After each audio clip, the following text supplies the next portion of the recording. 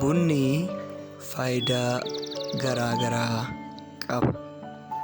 Akka addunyaatti dhugaatii dhugaman keessaa isa olaanaadha.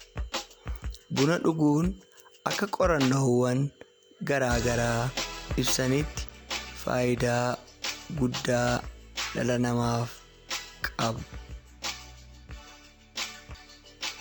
Dhuguu qofa osoo hin taane foolii isaatiin illee faayidaa dammaqina namaa kennuu akka qabu himama.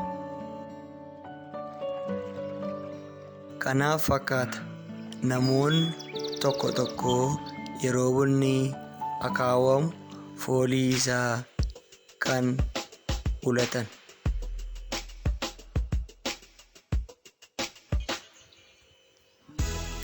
Lafa hojiitti milkaa'ina akka qabaatan nama taasisa.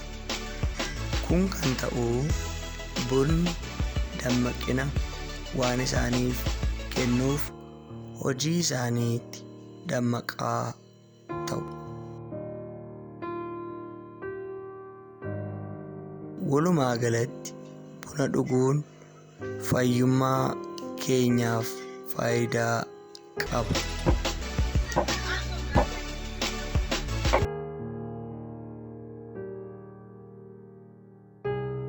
Bunaaf nagaa hin dhabinaa.